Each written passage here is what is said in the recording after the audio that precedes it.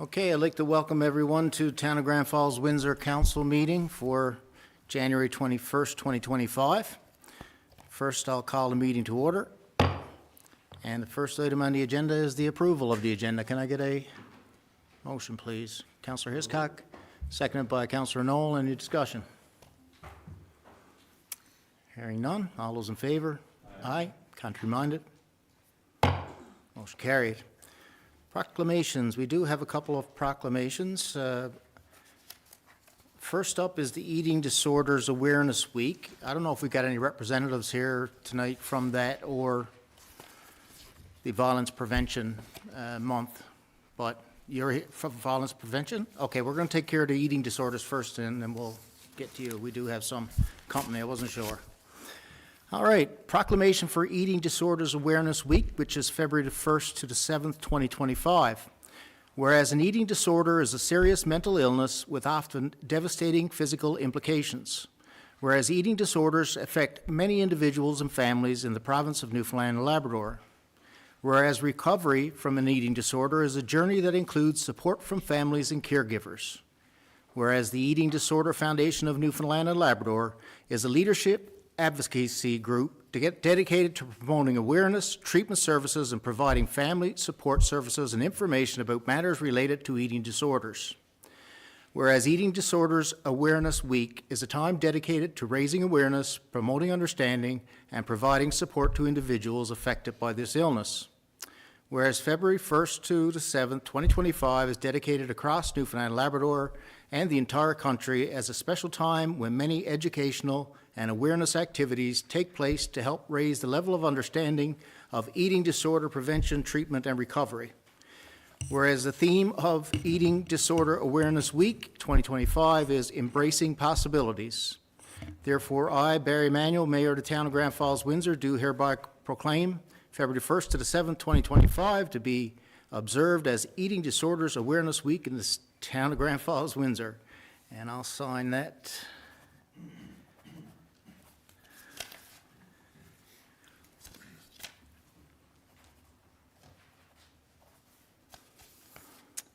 Okay, as I said, next up is a proclamation for Violence Prevention Month, and I'll ask our guests if they would come up front when we do the proclamation, please.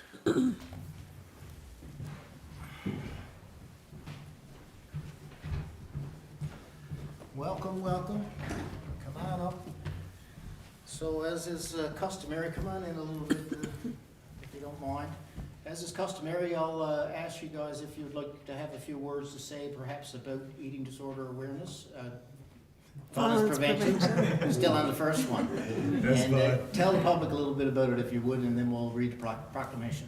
I guess I serve on the board for the purposes of the violence prevention, and I guess I just want to be able to make a clear sort of deal that even though we're doing well in trying to be able to meet violence prevention within Grand Falls-Windsor and abroad, we want to be able to make it more clear that we still have work to do. And it's not only just work that we as a committee do, or even the Violence Prevention South and Central.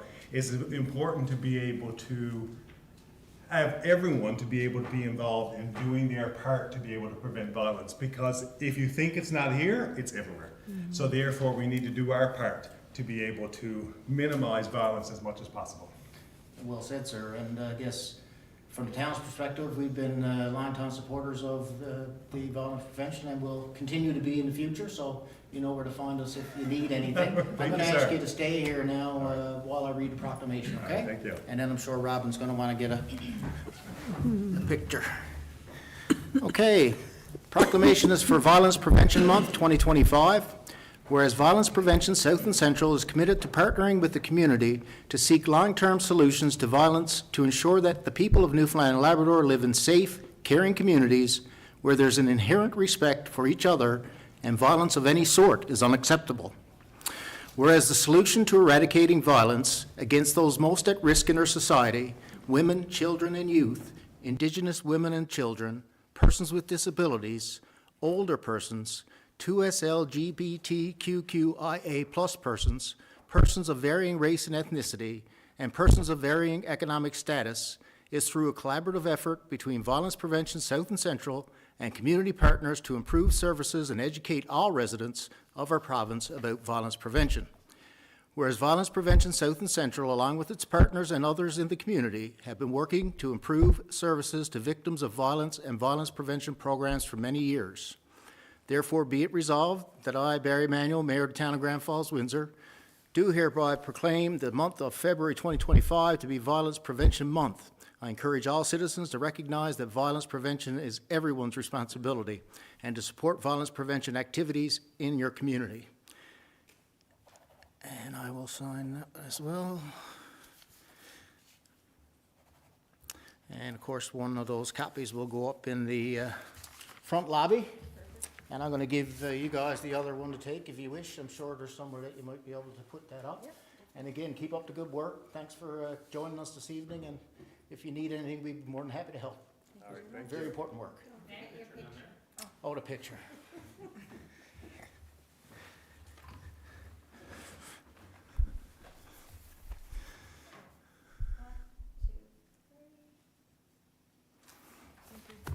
Thanks, guys. Thank you. Yep. All right. So that ends the proclamations. We'll move now into the adoption of the minutes from two meetings, the last two meetings. The one of December 17th, 2024 would be first. So I'm looking for a motion, and that's by Councillor Little, and Councillor Dwyer is a seconder. Any discussion on those minutes? No discussion? All those in favor? Aye. Contrary-minded? Motion carried. I should mention that our Deputy Mayor is not here this evening. He's not feeling well and is unable to make it this evening, so we wish him the best, and hopefully he'll be able to get back real soon. Okay, next up, the minutes of the meeting we had on January the 15th, 2025. I'll look for a motion. Councillor Cody, seconded by Councillor Knoll. Any discussion on those minutes? Hearing none. All those in favor? Aye. Contrary-minded? Resolution passed. Okay. Any business arising out of the minutes? No business arising. We will move into community services. First, the economic development, and that is normally Deputy Mayor Brown's department, but we'll look at Councillor Little tonight as his alternate. I propose that Council approve the cost-sharing funding of $400,000, HST included, from the Atlantic Canada Opportunities Agency and the Department of Industry, Energy and Technology for the engineering study on the Grand Falls House. The partnership is Atlantic Canada's Opportunities Agency, $240,000, Department of Industry, Energy and Technology, $100,000, and the Town of Grand Falls-Windsor, $60,000. The Town of Grand Falls-Windsor acknowledges that project cost above the approved project total cost will be the sole responsibility of the town. Okay. It's been moved by Councillor Little, seconded by Councillor Dwyer. Any discussion on that resolution? Councillor Little. This is funding town has received from the provincial and federal governments to carry out the Class A engineering study, cost analysis, and detailed design plan for the redevelopment and upgrade of the Grand Falls House. This initiative will outline the scope and cost of construction and restoration activities required to transform the site into a premier tourism attraction and celebrates the town's rich history and cultural heritage. Okay, thanks for that. Any other discussion or comment on that? Well, I guess it's important to note that an engineering study in this case is important to be able to identify what may be issues there in terms of any kind of development. And then if we are able to get past that point, we would look to have more discussion with the Grand Falls House Foundation, and of course, I assume perhaps the Heritage Society would be involved in that, and of course, town staff as well. And we have been involved, of course, since the idea had started, and we only got control of the land just under a year ago now, or no, I guess over a year ago for the Grand Falls House and property, that 10 acres. But ultimately, when you pay for a study and do some improvements to that property, it increases the value of the property regardless of what the future is. So it's also important to point that out, but we certainly hope it is and turns out exactly as Councillor Little had said. Any other comments? Hearing none, all those in favor? Aye. Contrary minded? Resolution passed. Okay, Community Services, Recreation Events, which is Councillor Little, and it's an information note. When you're ready, please. Thank you, Mayor. This note just pertains to the Provincial Student Leadership Conference that EVH is hosting October 16th to the 19th, and it just outlines that our town staff and the town organization as a whole is going to support that endeavor by the high school. Those provincial leadership conferences are huge events. I don't know if anyone's ever, Councillor Knowles likely seen them happen. They're students from all over the province. They come here. There's a lot of energy, and they do a lot of different things. And it's really, really good for the whole school to host it. It brings a lot of school spirit, and we're happy to help and support that with some staging, PA systems, bouncy castles, table chairs, whatever we need to do. And our town staff is committed to helping them as much as we can during that time. Yeah, and that's as per usual. I guess we've had a great relationship with a number of projects that the high school have taken on here in our town, and a number of projects that we can be very proud of. And I do believe they had a provincial conference probably 6-7 years ago here, I believe, as well. I can remember, go back further. I was involved, I know that, so it must have been in my time, but that means it could be further. Nonetheless, it is a big event, and we certainly want to show off Grand Falls-Windsor. The dates being in October, particularly 16th to the 20th, is an excellent time of year, I think, to engage in some outdoor activities, just particularly with the beautiful nature scenery that we get that time of year with the birch and aspen and that changing their colors. So we may want to discuss that with the committee and see how we can bring the outdoors into their experience of the week. I know it goes over a number of days, so they should be able to fit some things into their schedule. Any other comments on the information note regarding the conference? Hearing none, we will move on. Okay, next up we have Public Works and Development and the portion Public Works Buildings and Facilities, which is Councillor Dwyer. We do have one resolution to take care of, and I'll ask you to go ahead when you're ready, please. Thank you, Mayor. I propose that Council approves entering into the ultimate recipient provincial targeted infrastructure fund agreement for a total of $7,431,132 net of HST rebate. These projects are fully funded through this agreement. The regional water treatment projects to be completed include the orthophosphate dosing system, sludge drawing bed construction, inspection and mapping of regional water mains, alum tank replacement, backwash water tank upgrades, and filter upgrades. Okay, it's been moved by Councillor Dwyer, seconded by Councillor Little. Any discussion on that resolution? Councillor Dwyer. Thank you, Mayor. We applied for these projects back in October, this past October, and we got official word yesterday that we will be receiving $7.4 million. So very excited, very exciting welcome news. We were anticipating that we would be responsible as a region for some of that project. So this kind of speaks to, or definitely speaks to, how it is important to have work ready to go so that when funding becomes available, we're able to apply for it. And this is an excellent example of how we were able to do that in this instance. So these projects certainly will add to the longevity of our water treatment plant and ensure that it is and remains efficient well into the future. No, that's for sure, and it's good to be able to avail of that funding. We've been talking about that for a while, and that comes from the Community Canada Building Fund as well. I'm probably not saying it right, but it's federal government funding in a certain program that we had applied for, as we do with many others. Any other comments on that resolution? Councillor Knoll. Mayor, as To take a minute as well, just to thank our engineering department for doing the research and the work behind the scenes. I mean, a lot of people don't get to see the amount of work that's delved into this aspect of water treatment. Being on the Water Services Board, I get to see it on a regular basis, on a quarterly basis, but I mean, like, to Chad and the engineering staff have worked diligently for hours and hours now to take ownership of our water, to make sure that we have some of the best water in Canada here in Grand Falls-Windsor and surrounding areas. To see this get over $7 million worth of projects approved because they've done the homework, they've done the diligence, they've put it all on paper, they've got it costed out so well. I just want to say thank you for the work that was done. Appreciate it.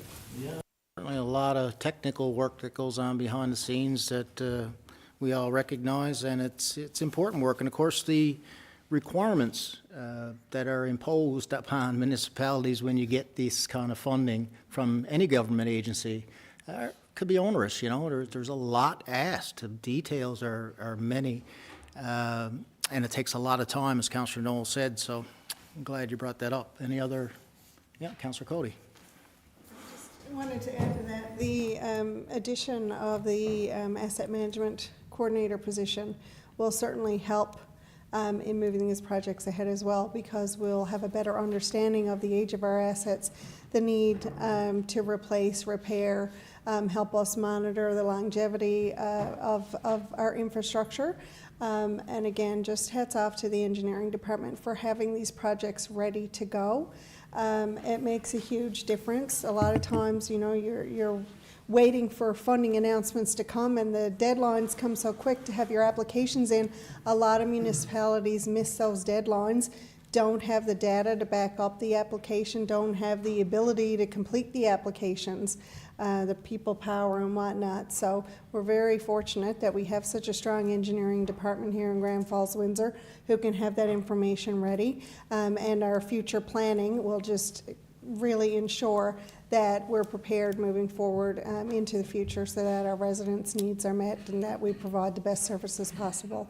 Yeah, no, for sure. And I guess to add a little bit more, the orthophosphate system that's mentioned there, without getting into the technicalities of it all, because I certainly am not the one to do that, but it is intended that the orthophosphate would make a big difference to our overall quality of water in the town. And as you know, the aging infrastructure has caused some issues in several areas of town, and this is, we're very hopeful, a big step forward in being able to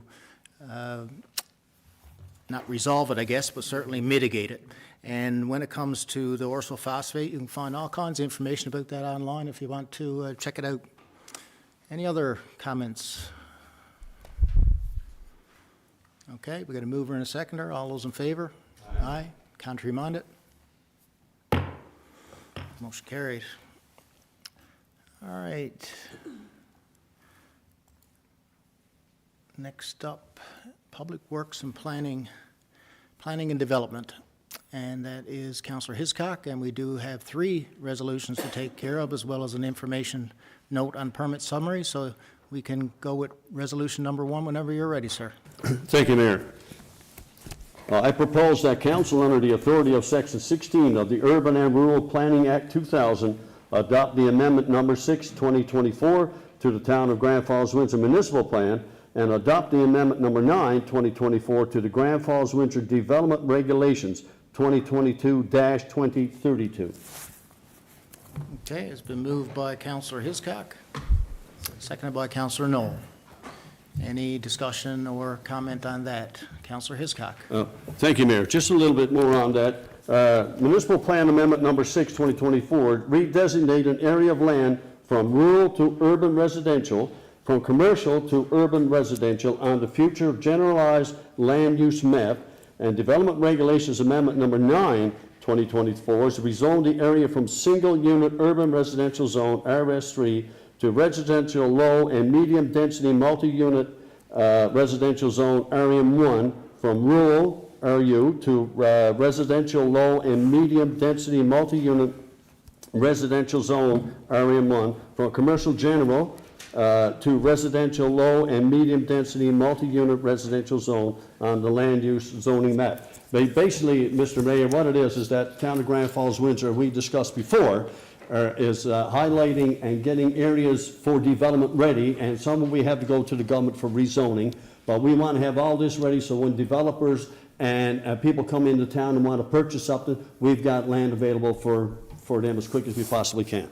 Yeah, Thank you, no, Mayor. absolutely. And I guess to add to that, there's also developers that already have ideas in some areas that come to the town, and areas need to be rezoned in order to accommodate those. Rezoning and the whole process, it's a pretty big thing to unpack, you know. You talk about the process itself being long and difficult sometimes, and not really well understood by the public, and rightly so, because they don't have the information really to understand it. And in these cases, we do have a prescribed process to follow. And this is the next step in progressing forward. This doesn't approve the final decision, but puts it forward for the rezoning process to continue. And there would be and will be a public meeting called at some time in the future to give people an opportunity to come out and to discuss the proposed changes, and for council and staff to have an opportunity to explain and answer questions. Because a lot of people have legitimate questions, you know, when you talk about development, of course, especially if it's near you. There's some people that are concerned about the traffic in their area. They're concerned about what impact is it going to have on the infrastructure, you know? Is it going to impact my water pressure? Is it going to, I don't know, wash out my backyard? What kind of green space is going to be left? These are all questions that we get regularly, and is something that we certainly have the opportunity to be able to answer at a public forum, but also we're open to any kind of discussion if anybody wanted to get in touch with us, and we can discuss that further. I will say, however, you know, we've been really pushing to try to have development move forward in Grand Falls-Windsor. The housing crisis is very much upon Grand Falls-Windsor, as everybody knows. We got a lot of people, a lot of different categories of people, I guess, the different demographics that have nowhere to live or are looking for places to live, want to move into Grand Falls-Windsor and can't. And because of that, we have had a pretty heavy process going on of trying to identify and move forward with any land that may be possible for development. And those don't mean that, again, that those are approved and there's going to be development and the town knows what's going there, because it doesn't. It just means that in order to accommodate the types of housing we need, and considering the types of housing we have now, we have to be able to do that. You know, because for us, it's a matter of ensuring that people can stay here and people can move here. I hear a lot, and all council does, I'm sure, why are you doing it here? You know, it seems everybody is in favor of development, but a lot say not next to me. You know, go somewhere else. And also the comment that, you know, there's lots of other areas to develop, and they point out some areas or just make that blanket statement. But as I said at a previous council meeting, it's not that simple always. There's a lot of areas that may look like they're easy to develop, but for a number of factors are not. And therefore, if you can't go forward and make it practical for a developer to develop, then why would you identify an area? And that goes with infrastructure, water and sewer, you know, your paving or your streets, everything really got to be taken into consideration. But we have to have land available for developers to develop so that people have places to live. And the sooner the better. And that's why we've been pushing through this. But I mentioned, and I'll conclude with this, my comments, is we don't know what is going to happen. Just because we say we want to rezone this area doesn't mean we know what the end game is here. Because it opens up opportunities for developers to put forward potential development plans that we would have to look at and decide then, and work with developers to get things that we want. So I guess some of the concern sometimes is a little too early, because we really don't know what is going to go in these places in the future. but development has to go somewhere. And I'm sure everybody in Grand Falls-Windsor at some time had nobody behind them. Most did. And the town continues to grow, and it will continue to grow, and it has continued to grow. So that's a big part of that. And again, it's a process that is interesting to say the least, but if anybody wants to have more information, I can certainly talk to them, or I'm sure other councilors or staff would be willing to do that as well. Sorry for the long rant. Any other comments on that? Hearing none. All those in favor? Aye. Contrary-minded? Motion carried. Okay, next up is the Resolution 9.2. Councilor Hiscock, when you're ready, please. Thank you, Mayor. Council's approval is sought to adopt Municipal Plan Amendment Number 8, 2024, and Development Regulations Amendment Number 12 of 2024 to enable much-needed options to address the housing needs of a wide range of residents, from students to young families to seniors, as the growing town of Grand Falls-Windsor attracts students entering post-secondary education, offers employment opportunities and housing to new residents, and addresses the housing needs of seniors wishing to downsize but remain in the community. And I propose that Council, under the authority of Section 16 of the Urban and Rural Planning Act 2000, adopt the amendment Number 8, 2024 to the Town of Grand Falls-Windsor Municipal Plan, and adopt Amendment Number 12, 2024 to the Town of Grand Falls-Windsor Development Regulations 2022 through 2032. Okay, thank you, Councilor Hiscock. It's been moved by Councilor Hiscock, and looking for a seconder. Councilor Knoll, any discussion on the second resolution under that category? Yeah, Councilor Hiscock. If I may, Mayor, it's sort of a line, the amendments are, but just to reiterate what you just said, basically this is what we're doing, this is the path that the Town of Grand Falls-Windsor are doing, and of course with our regulations, changes had to be made in advance, and we're just notifying the citizens that this is being done. Thank you, Mayor. Absolutely. I mean, it's a different time, right? Like, we all know 40, 50 years ago, particularly, most people had a couple with a big family. And these days, you rarely see that. You know, there's a lot of 1, 2 children families, or no children at all. We have immigration, which is happening at an increased rate and will continue. We have education institutions here that we need to have housing for those people as well. So it's not necessarily the same as it was many years ago at all. And we need to try to, I guess, mold things in a way that would allow for the types of housing that's needed now. And people, again, sometimes think that when you say low to medium density housing, you're saying, well, that's low-income housing, I hear. Well, for one, there's a place for them in our community as well, those people who have low incomes, but that's not necessarily the case. There are many other types of housing that would fit in underneath that category, and there are multiple categories which would have different styles of developments underneath them. And again, any more information, we can help you out. Okay. Any other comments on that resolution? Okay, hearing none. All those in favor? Aye. Contrary-minded? Resolution passed. Number 3, Councilor Hiscock, please.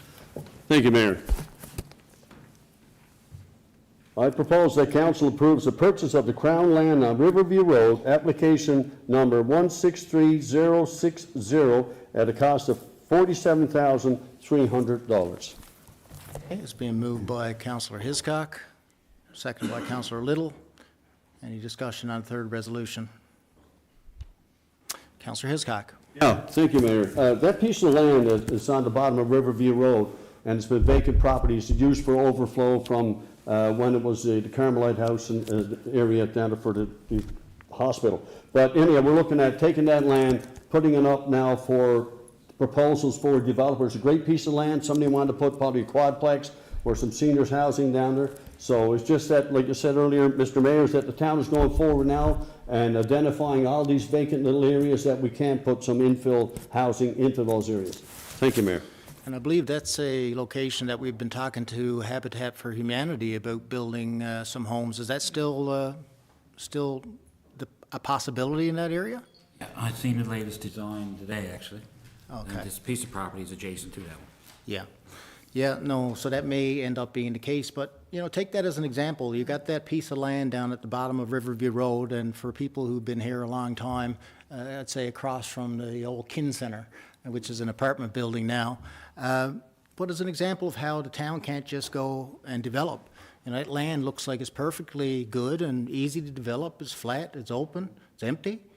But right away, we see that, well, some of this land is Crown land, so we had to make application to and go through the process of Crown lands in order to get the land that's necessary just to move forward to a rezoning, if that's required, and. And we all know the Crown lands process, you hear in the media, times it takes years.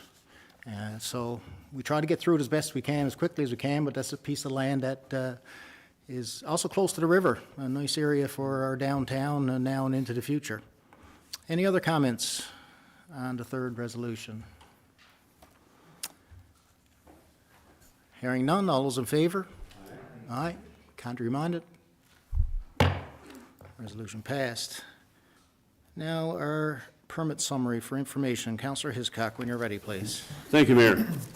Just a summary, Mr. Mayor, of the activities with regards to the permit stats from 2023-24. Permit statistics for 23 to 2024 have been reviewed, highlighting key trends in residential and new housing developments. New housing units created in 2024, 15 new housing units were created, an increase from 9 units in 2023. This represents a growth of 67% year over year in new housing units. The value of new residential permits in 2024 was $3,107,000, 11 permits issued, compared to $2,324,000 and 6 permits issued in 2023. Residential general repairs. Residential general repair and innovation permits remained a significant activity in 2024. 166 permits were issued with a value of $1,289,965, a slight increase compared to 156 permits issued in 2023, valued at $1,223,107. Quadplex development. A notable addition in 2024 was a quadplex valued at $789,000, creating 4 new units.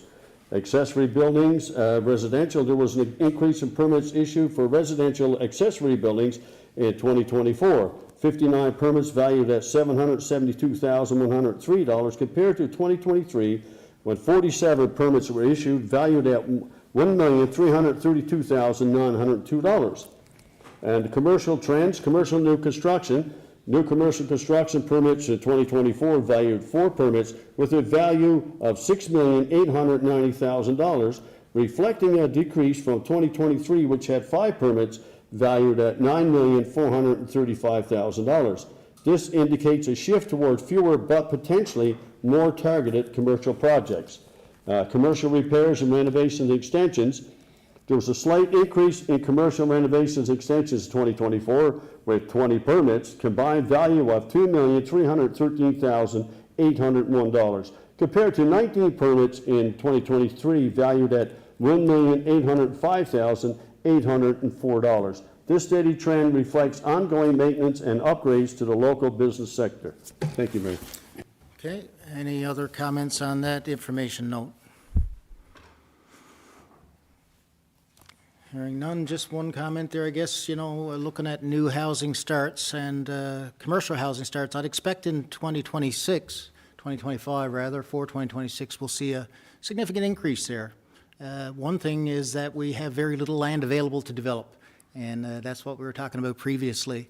So that is a factor in new housing units, and we're still getting out of the COVID phase. Before COVID in the late teens, we were getting development with higher numbers, and then COVID hit, and it seemed like everything kind of just stopped, not only in development, but in commercial interest and, retail interest and all those sorts of things. So we're still trying to get that back, and I expect with some of these zoning changes and the want to move to Grand Falls-Windsor, particularly with the increase in industrial activity, mining, particularly a lot of people are trying to move to Grand Falls-Windsor, that you'll see a lot more permits, and that's a good sign, because you got to have growth in your community, right? You got to have a steady and secure tax base. Any other comments on that? Okay, we will move on. Next up, we have Corporate Services, Finance Administration and Policy. Counselor Cody. There's a few resolutions to go through and some info notes, so we'll start from the top when you're ready, please. Okay, thank you, Mayor. So tonight, I recommend that council approve the purchase of the new heavy-duty 2.0 to 2.5 cubic yard tow-behind galvanized spreader, also known as a wiggle wagon, from Saunders Equipment at the total cost of $38,967.75, HST included, as detailed in the tender submission. Okay, it's been moved by Counselor Cody, seconded by Counselor Knoll. Any comments on the first resolution? Counselor Cody. I'll just give a little bit of information here. We sent a tender out. The tender closed on January 10th at 2 p.m., and we had a sole bidder of Saunders Equipment. Their bid was $337.31 over our projected budget, which is an insignificant amount when you're talking about a piece of equipment like that. So that wiggle wagon will be used to help maintain our streets and sidewalks, sanding and salting. It can be towed behind our sidewalk equipment. So that'll be an important piece of equipment to the community. We will be able to make up the overage of $337 from other projects that come in under budget. So again, my recommendation is that we move forward with the purchase of this wiggle wagon. Yeah, okay. Any other comments on that first resolution? Hearing none? Yeah? Counselor Knoll. Okay, thanks. Yeah. So we got a mover and a seconder. All those in favor? Aye. Aye. Contrary-minded? Resolution passed. Number 2 resolution. Counselor Cody, please. Thank you again, Mayor. So it is required that council adopt the 2023 audited financial statements as prepared by Lori K. Mercer, CPA. Whereas Section 92(1) of the Towns and Local Service District Act requires presentation and acceptance of the annual audited financial statements. Therefore, be it resolved that the Town of Grand Falls-Windsor accepts the December 31st, 2023 audited financial statements for approval and submission to the province of Newfoundland and Labrador. Okay, it's moved by Counselor Cody, seconded by Counselor Hiscock. Any discussion on the second resolution under that category, administration? Counselor Cody. Thank you. Just a couple of notes. Total revenues of $29.4 million, expenses of $26.6 million for an overall surplus of $2.8 million. Total assets at December 23rd, 2023, of $8.1 million.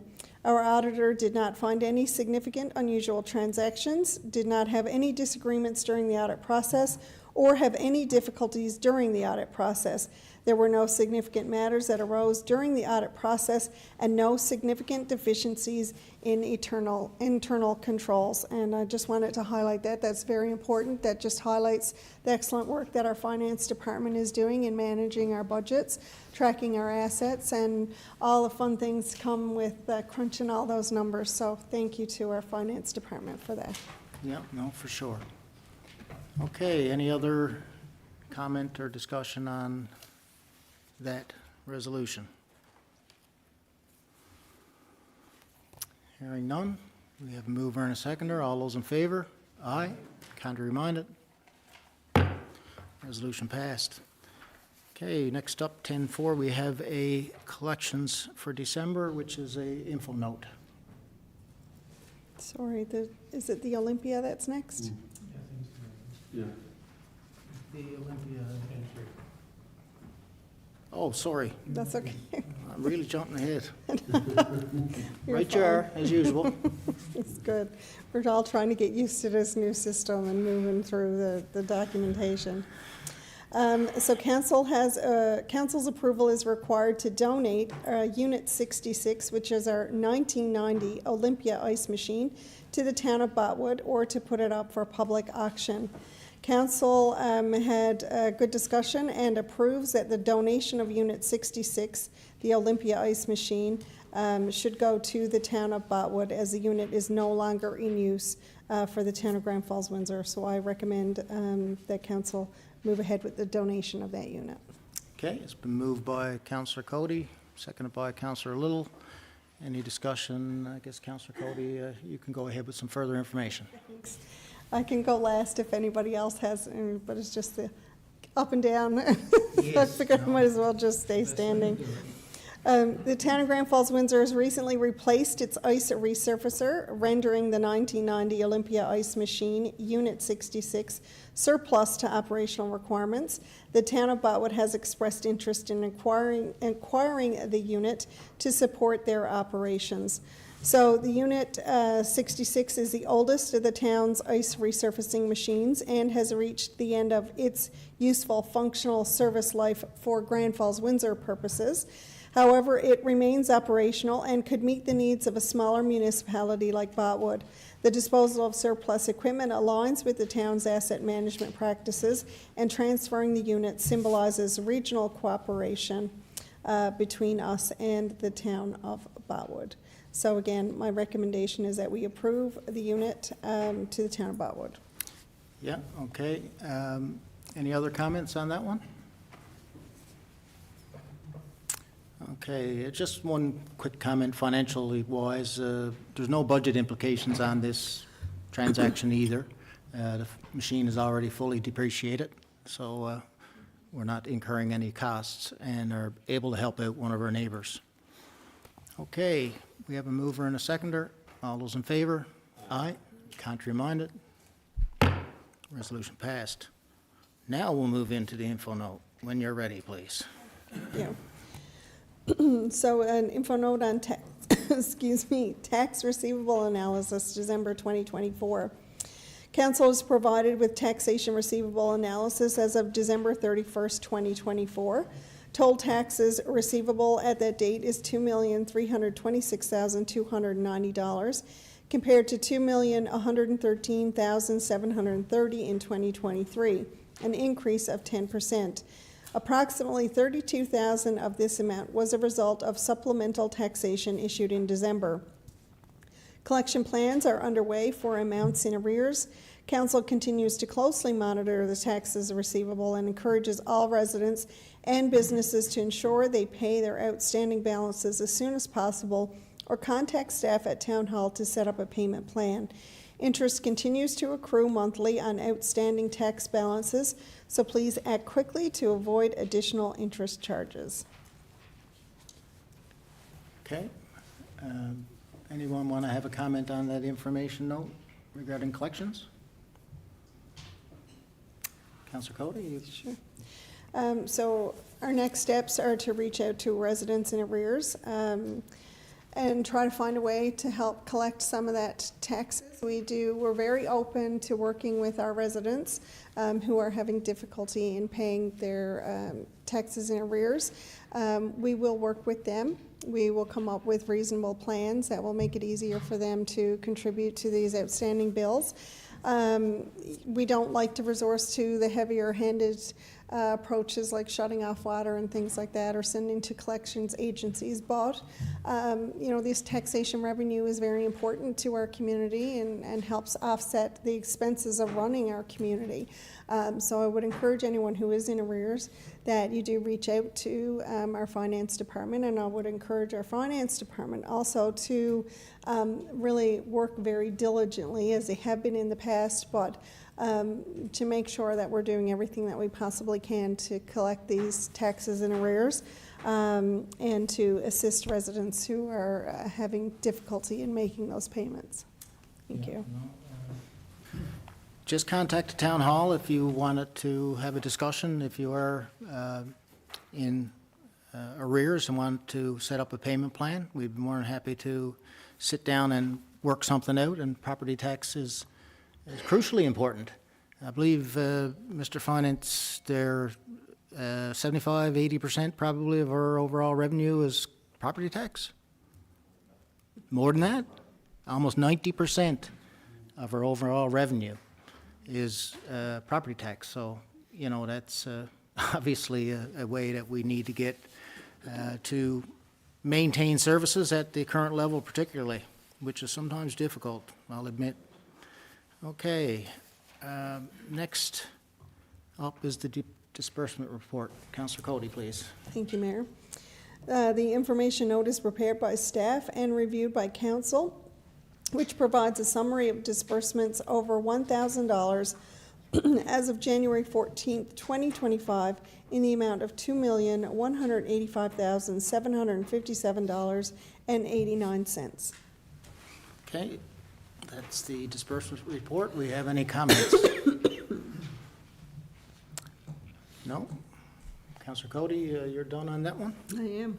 Okay, well, we'll move on then to the next information report on labor, please. Thank you. Council is provided with a summary of labor costs for Public Works, Parks, the Exploits Regional Water Services Committee, and the Fire Hall up to the final week of the year. Labor costs as of week 52 are presented to council for their information. The annual budget is broken down to expected costs by week and compared to actual costs throughout the year. At the end of 2024, total labor costs were $3,915,116, which was $146,022, or 3.6% under the budget of $4,061,139. Management is pleased with the cost savings throughout the 2024 year. We look forward to accomplishing a higher volume of work in 2025. As the budget for labor has been increased, management will continue to monitor labor costs as 2025 begins to ensure it remains on or under budget. Thank you. Okay, thanks for that. Any other comments on the labor report? Hearing none. Before we move on to the next resolution, just want to tell people who may be tuning in and weren't with us last meeting that the Department of Municipal Affairs have bestowed upon us new legislation through the Municipalities and Local Service Districts Act that caused us to reorganize how we have our meetings, how we have our committee meeting schedule, the way these meetings are to be conducted, and you'll notice it's a little different. I'll be honest, I hate it. Everybody here knows I hate it, and for a lot of reasons. Because, and I did speak out against it at the M&L meetings in Central, because it's with having such a busy municipality, like all, I'm sure, and our resources are thin, and we have so much work to do.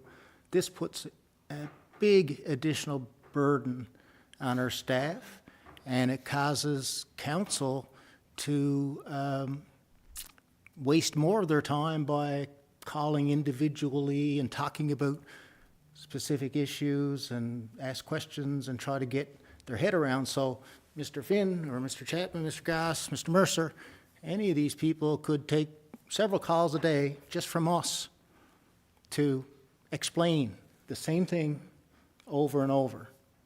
And that's just one of umpteen different reasons. But anyhow, I digress. So we'll move on to the resolution for the 2025 meeting schedule. Thank you. So my proposal is that council approve the 2025 meeting schedule as per section 39(3) of the Towns and Local Service District Act. The 2025 meeting schedule outlines the dates for regular council meetings, committee of the whole meetings, and privileged committee meetings, committee of the whole meetings, designed to facilitate the efficient management of council's business. Please note the schedule is subject to change with council's approval. So I move the adoption of the schedule as presented. Okay, it's been moved by Counselor Cody, seconded by Counselor Hiscock. Any discussion on the 2025 meeting schedule? Counselor Cody. I just want to agree with the mayor. We're used to a committee structure where we have very open, honest, frank conversations on all of our agenda topics. So this is really, I mean, I've been doing this now for 14 years, so I really was set in my ways about how we were doing that. This is very different.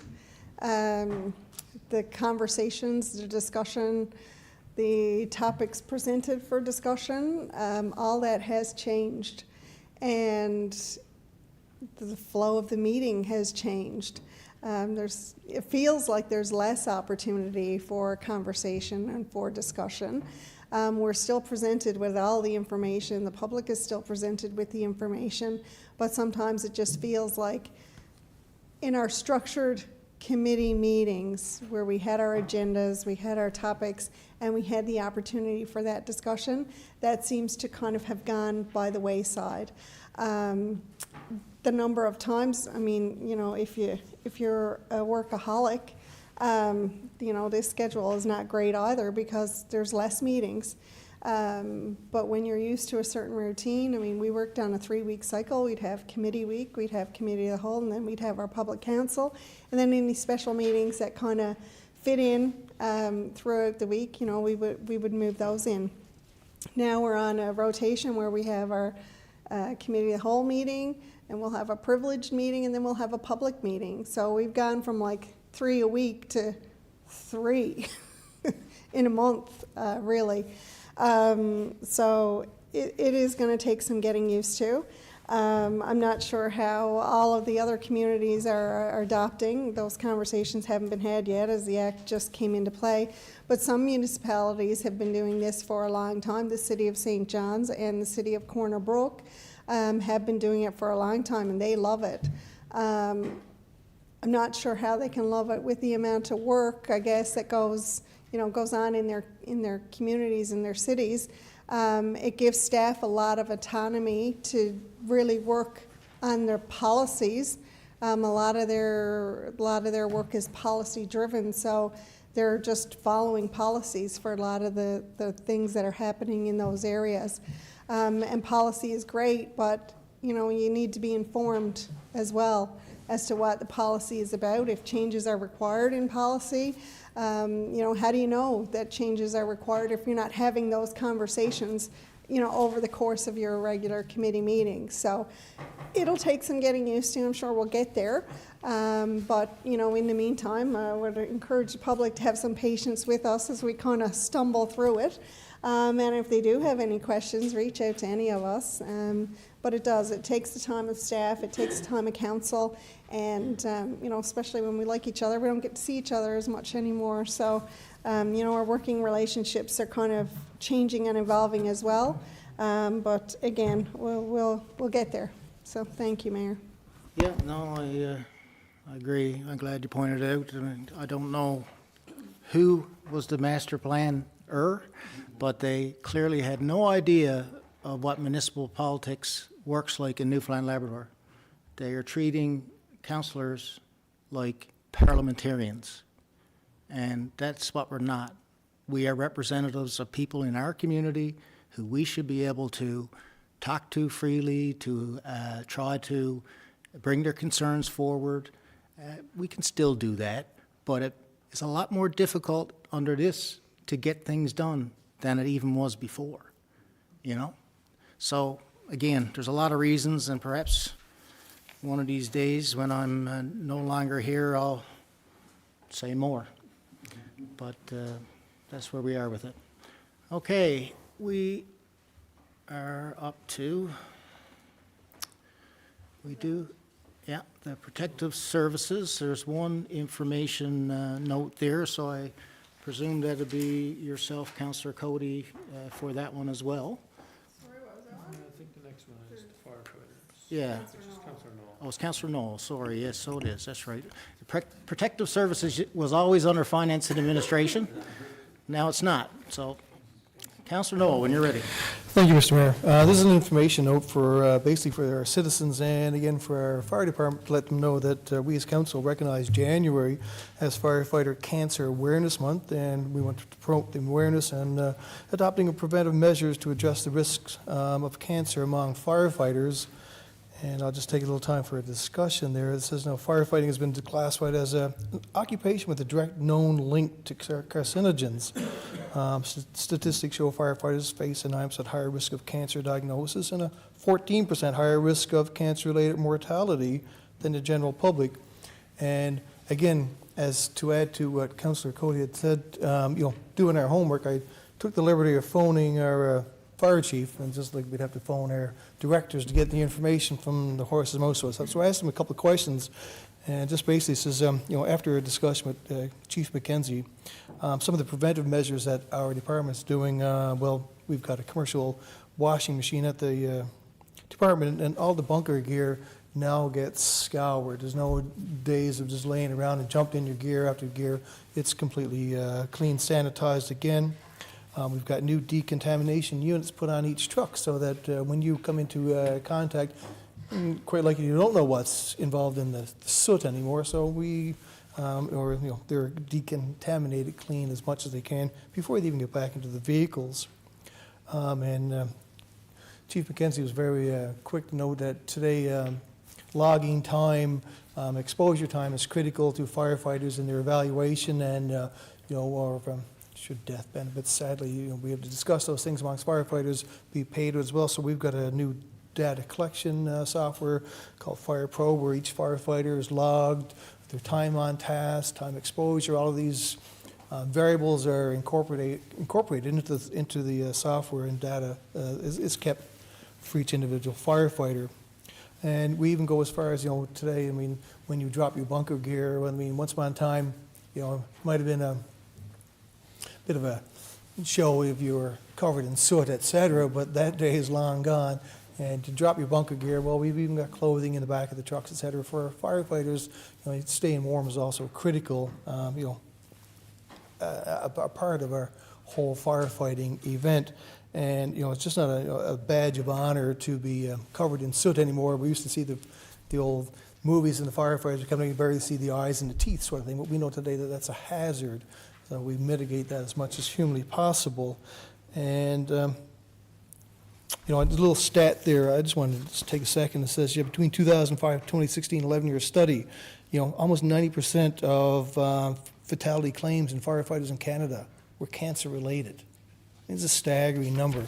So I'm just glad to see that our firefighters and the department has gone way above and beyond to mitigate and to protect our firefighters, because we all want to do our best for them, because I speak for all residents when I say that we sleep soundly every night knowing that we have a fabulous fire department, and anything that we can do to support them, we want to do. And I'll just end by saying that the council acknowledges the department continued and ongoing efforts in maintaining accurate records related to firefighting exposures and training, while ensuring volunteer firefighters are informed of the risks associated with their work. Thanks, Mayor. Thanks for all that, Councillor Knowles. Good information, and as you said, we all depend and appreciate our fire department very much, and they're already putting themselves at great risk, so anything we can do to mitigate any long-term impacts, we will. Okay, we were talking about the new format and how we're so displeased with it, and I missed the vote on the meeting schedule for 2025. So we do have a mover and a seconder for that resolution for the 2025 meeting schedule. So one last opportunity for comment. Yeah, sure. Floating through my little brain there while we're just discussing it, about the work that's now put upon council. This gets kind of dropped in your lap, and then you got to do a lot of homework, and there's a lot of phone calls going to these guys all the time to make sure that we're up to speed, and that would have been taken care of in our committee meetings at one point in time. But today, again, if you feel bugged to death, blame provincial government. But thanks, Mayor. This is the one you just showed. I got the same copy here. This is This is for tonight. There'll be another one for the next meeting that we can have the pleasure of going through without discussing it in other means. Okay, anybody else on the meeting schedule? No more? Again, we've got a mover and a seconder. All those in favor? Aye. Can't remind it. Resolution passed. Sorry about that. Okay, now we will jump to other business. I'm not sure. Accessibility Advisory Board at the very bottom. Oh, yeah. The whole agenda, it was easier to follow. Eh? Okay, the advisory committees, we've got the minutes from our accessibility committee. Councillor Dwyer, please. I spoke about this a little bit in new business in a previous council meeting, but basically, we met in November. That was the last meeting. We have another one scheduled for March. We meet quarterly. And in the last meeting, we spoke about how happy, pleased, proud we were with the accomplishments that the committee made in 2024. And specifically, we spoke about how we completed the boat launch, the ramp to Gorge Park gazebo, Church Road Park paving was completed in 2024. We have in the process of installing a lift for the town hall. I don't know if you want to ask the director if that has been completed. I know it was planned to be completed by the end of January, so I don't know where we're to with that. I do know that we couldn't find anybody for the longest time who could carry out the work on our lift. So, Mr. Mercer? Okay. Part of the unit was ordered in November. It's on back order. Supposedly, hopefully in the next 2 weeks to get in his hands, and then we'll arrange a schedule for him to put it in into the town hall now in the coming month. Thanks for that update. Councillor Dwyer? thank you. We also have a pool lift. Funding was approved in 2024, and it is planned to be installed. I know some work has been done with that in 2025. We've been working with the Salmon Interpretation Center, and they are in phase 1 of the parking lot area. Phase 2 next year is going to include an accessible washroom, doors, and ramp. And I'm sure residents have seen, if they pay attention to the town's Facebook page, some social media with respect to awareness of accessibility. And I've gotten a lot of comments about how well received they have been. So that's wonderful. And we are planning to do a video interview with each of our committee members. And I would like to thank our committee members for the work that they have done to advance accessibility. Mr. Ray Fair, Eileen Sullivan, and Ashley Sullivan, and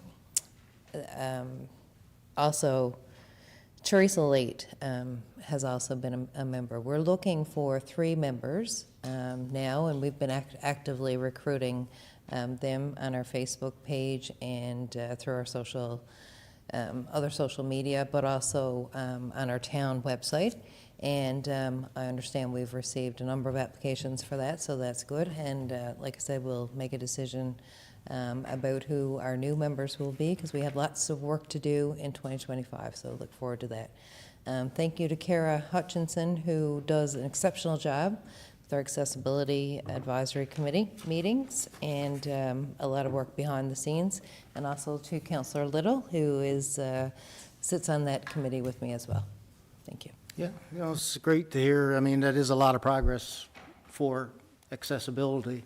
And as everybody knows, if you're an able-bodied person, a lot of things go past you and you would never notice that they were problematic for some people. And we want people to point those things out. We'll try our best to fix them. But like everything else, there's so much to do and so little money to go around.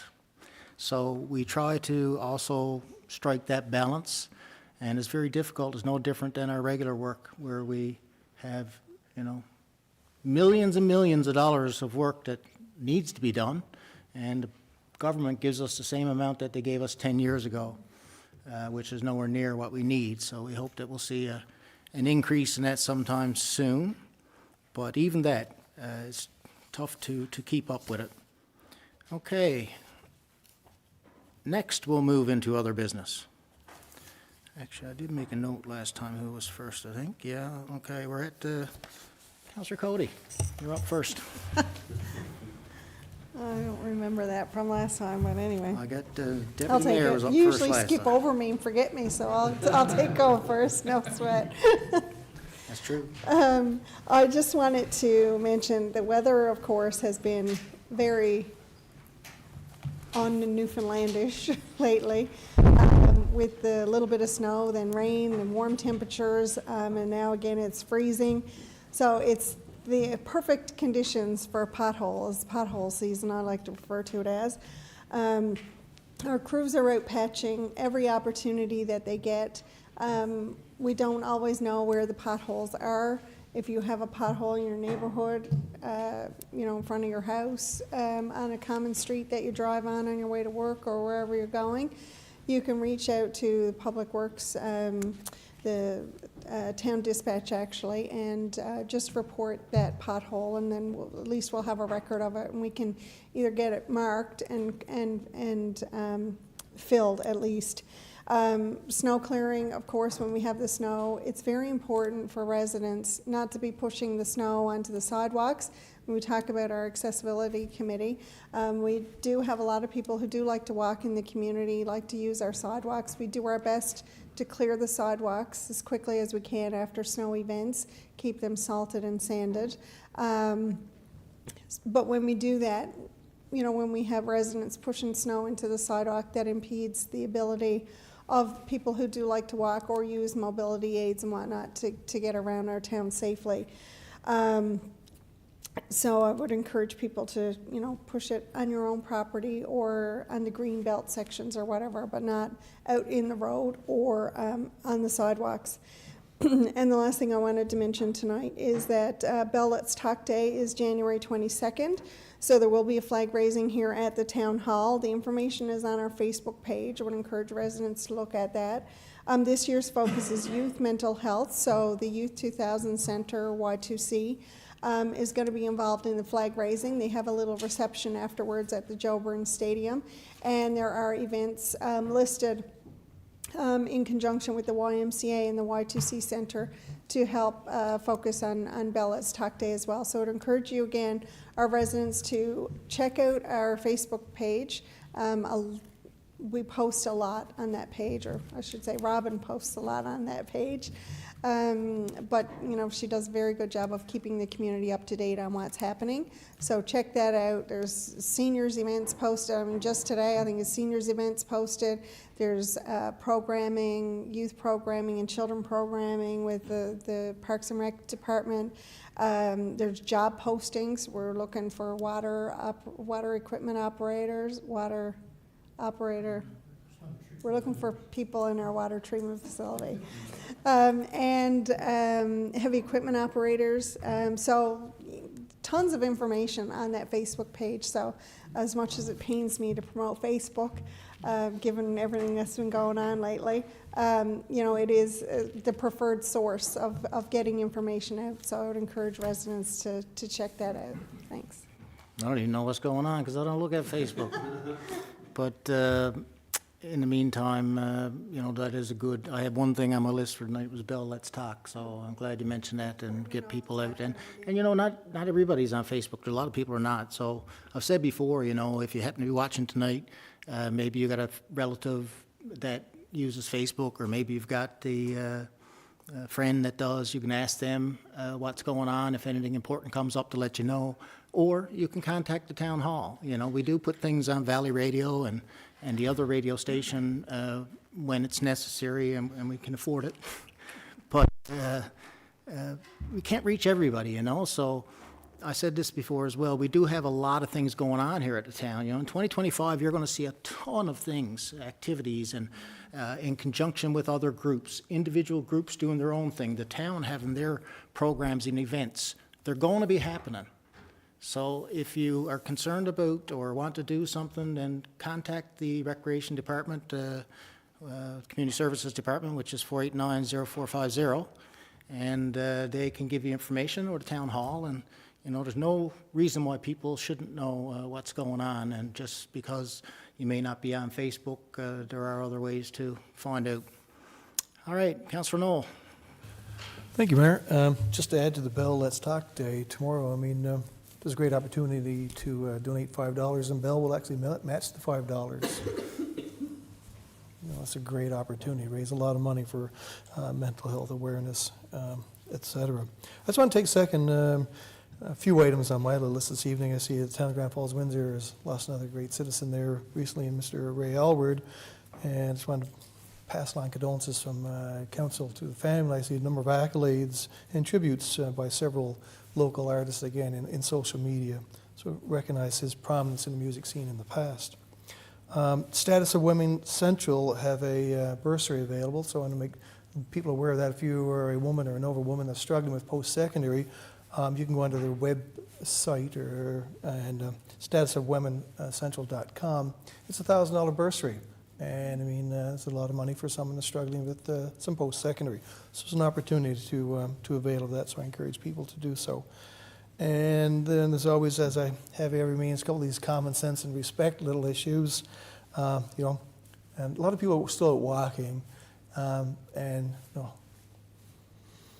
the brightest of persons physically was walking down Gravel Heights last night, but on the wrong side of the road with a hoodie on, you know, and a big fluorescent vest on, but they were walking on the wrong side of the road. You're going to walk facing traffic, so you can see the cars coming at you, not walking, because somebody might just, you know, sneeze, or, you know, sadly they might be on their phone and drop the phone and then take you off the planet because you're not seeing them come behind you. But I see it all too often on Gravel Heights, so please walk facing traffic.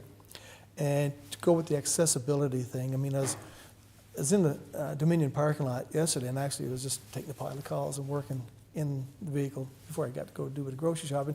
And I saw a person in a motorized scooter, and he navigated the crosswalk and sidewalk effortlessly because it's been plowed and taken care of. And then in my peripheral vision, I could see another person get out and leave the parking lot, but then they left their cart in a handicapped parking spot, right? So, I mean, you know, that's absolutely disrespectful.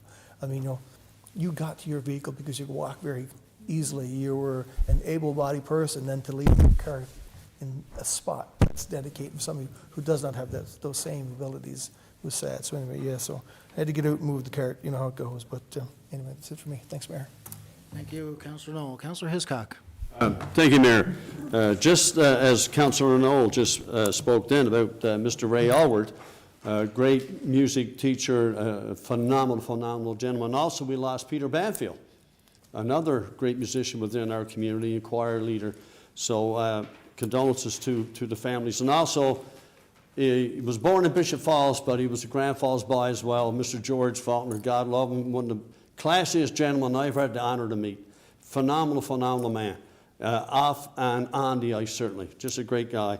And condolences to the families as well, to Mr. Faulkner. Also, Mayor, if I might, Councillor Cody spoke earlier about snow clearing and one thing or another within the community. There's been brought to attention, like some people sometimes don't understand the dynamics of what goes on with heavy equipment and snow clearing. We have operators, they're great operators, they're well trained, but you take a front end loader with a bucket. That bucket comes off in the wintertime. We have a 12 to 16 foot blade on the front.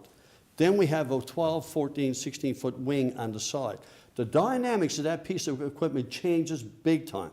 Plus, you're plowing snow, and not everybody removes a vehicle from the roadway. So they're trying to maneuver and do the best they can. We also have new employees. And as Councillor Cody spoke about earlier, we're looking for more. But there's no room in the cab for an instructor and a front-end loader operator. Now, the operator can operate the piece of equipment, but what we were doing, through the direction of our Public Works and Development crew, was that a lead operator would follow behind the operator in a vehicle with radio communication. He would be constantly talking to the operator and explaining how to maneuver this turn, how to do this and that. So being safety, this is what the town of Grand Falls-Windsor are doing, putting first and foremost the safety of the residents and the operators. So this is sometimes what people might not understand, but this is why we're doing what we're doing. And we also say, if you have any questions, don't be afraid to ask. we'll find the answers for you, right? So also, Mr. Mayor, in closing, Grand Falls-Windsor Fire Rescue are recruiting, and if anybody would like to drop by the fire hall and just see what's going on in our operations, and if you'd love to, it's a great way to give back to your community by volunteering with the fire rescue organization, right? That's it for me, Mr. Mayor. Thank you. Thank you, yeah. I can imagine how difficult it is to drive one of those plows. I didn't do a heavy equipment course, but even if you did, and you're a young person, and you get put into cab with one of those snow plows for the first time, I'm sure it's not only good for training purposes and ensuring that they know how to do things right, but safety, as you said, and gives a lot of assurance to that person that they've got someone there talking to them that can see maybe the trouble they are in or about to be in. So I'm glad you brought that up. Thanks. Councillor Little. Thank you, Mayor. Our Joburn Stadium roof is, we're hoping to have a repair for that soon. I know with the Cataracts games the last couple of weekends with no heat, people have been patient with us, but we're hopeful that we can come to a solution to stop that roof from leaking and hopefully get our heat back on eventually and be able to use both sides of the stands. Our ski trail has a new groomer that's arrived, and hopefully we'll get some snow eventually. Councillor Noel, I'm sure he's very excited for snow to start falling, and Councillor Coley loves snow as well. But but anyways, hopefully we'll get some snow soon, and we'll be able to use that piece of equipment. It's a very expensive piece of equipment. You can ask our community services how much exactly. I think it was around $350,000. The ski club themselves put in around. Around 300. What's that? Around 300. In that group kicked in around $70,000 of their own money towards that piece of equipment. So something that's very going to be well used down there when we get the chance. Yeah. That, Mr. Mercer, how much of the total cost of the groomer was the town in for it? 40,000 possibly. So approximately 40,000. So the other funding came from federal government, provincial government, and the ski club put in $70,000 as well. I just wanted to clarify the amount that is not all on the town. And the same thing goes, may as well say it now, same thing goes for the snow making equipment that we got. I understand there's a lot of chatter on social media about the snow making equipment. I think it cost the town $6,000 to get that snowmaking equipment. And people have asked me about that too, and I was like, you know, if you ask the questions, you get the correct information. It's not so absurd, right? Yes. You know what I mean? It's like, why are you spending money on snowmaking equipment? It's like, well, we're getting it for next to nothing in comparison to the cost of the equipment overall. So why wouldn't you get it? Yes. And the operations of that piece of equipment will have some cost, but as we know, it won't be a huge cost at all, and will provide big benefit. One thing we need these days for winter enthusiasts is snow. So looking forward to using that, but just opportunity to point that out. Sorry to interrupt. No, that's fine. And today, actually, our U7 and U9 minor hockey groups put together our separation boards for the first time. So, like, we can have the rink separated in two different halves, and it's a sturdy thing, so you can have two different games going on. It was the first time it was ever done in our stadium, so everyone there was new at it. It only took us 8 minutes to put it together. Nice. So that's the first time. So we assume that now we know how to do it. It'll happen faster, and we'll be able to use it a lot more. So it's a really cool system, and hopefully the kids will get a lot of use out of it going forward. Thank you. Yeah, no, most of the kids at that age, they don't need the full ice surface, eh? Twice as many. Councillor Dwyer. Thank you, Mayor. I would like to recognize Jim Smith, who has been recognized recently for 20-year service with MAD exploits. Mothers Against Drunk Drivers. Driving is certainly an excellent organization that does a lot of education and provides a valuable service to people and families who are affected by drunk driving. So congratulations to Jim. I always see him at the MAD event every year, and him and his daughter usually play and sing, entertain the crowd that's there. So congratulations, Jim. The Central Music Festival was accepting applications, registration applications, up until yesterday. and registration was supposed to have closed, but they are going to continue accepting registration applications until the end of the month. And at that time, obviously, they will have to stop accepting because they have to start planning for the music festival, which is taking place in March. And apparently, they have as many applications this year as they had last year, so that's great news. I met with the community services staff, Mr. Mercer, Angela, and Rod this past week to do some planning around Salmon Festival, specifically Gordon Pinsent unveiling of the bronze statue. And so really looking forward to that. I think we got some good ideas. I am going to ask residents, we're going to ask residents, and maybe this might spark some conversation before the question's even asked, but if they have any memories of growing up with Gordon Pinsent. I know he left at a young age, but there are some residents around that have some memories, and I'd like to hear about them. And speaking of Gordon Pinsent, a lot of events around some of the movies that he's been in. Grand Seduction was probably one of the more recent famous ones. And speaking of Grand Seduction, our family care team, we met with the Healthcare Coalition group this past week as well. And hats off to Cyril Farrell for all the work that he's done on that committee. I have to take every opportunity to thank him because the work that he does is exceptional for a volunteer. And we spoke to Tracy Foss and Janet Morgan Little. Janet Morgan Little is involved with the family care team specifically. And we asked a lot of questions about the family care team. It is up and running, which is great news. Really, really good news. But we need more physicians, and we need more nurse practitioners. And there is some confusion recently. There's been an effort, a concerted effort by NL Health Services to call people who are registered on Patient Connect and roster them. There are two terms. One is rostering patients to the family care team, and that just means it doesn't mean if you've been rostered that you are connected to a nurse practitioner or a physician. Rostering just means that you can avail of some of the services that they offer, like, for example, a physiotherapist or a social worker, anyone else that's on the team, but you still don't have access to a family physician. You only have access to a family physician or a nurse practitioner if you have been onboarded and you've had an appointment and they've done an assessment and that sort of thing.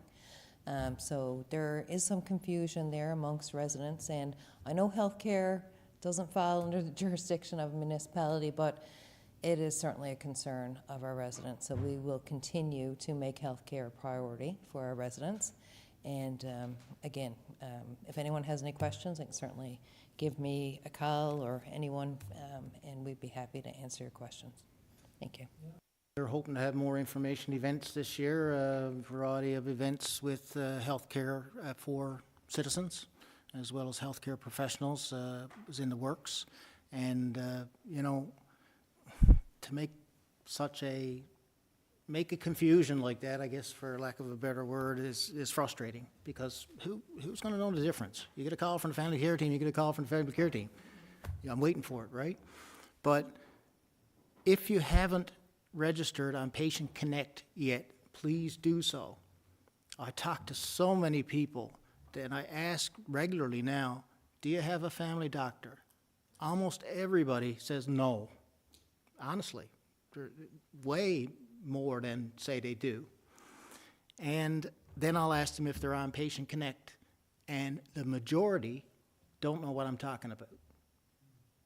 So we know that there was over 4,000 locals on Patient Connect waiting for a doctor, plus all the ones who haven't registered or have no idea what it is. And I heard the statistics released on the news late last week, probably, that in Canada, Newfoundland and Labrador ranks last when it comes to access to family physicians, family care, primary care. And we were at 85% or something. And I said, what? If that's true, if 85% of Newfoundland and Labradorians have a family doctor access, then we are in way worse shape here in Central than we thought. And it speaks to the need for the province and the health authority to take more action here in our area, because that number took me off my feet a bit to say that I thought it might be wrong, and it still may be, because it does sound like a high number to be last place. But anyhow, it's important to get on Patient Connect. If you just type into your computer Patient Connect on Google or search engine, it will come up, and it's simple to sign up for. If you don't know how, call one of us and we'll tell you how to do it. But it is important. The library also help people to sign up for Patient Connect.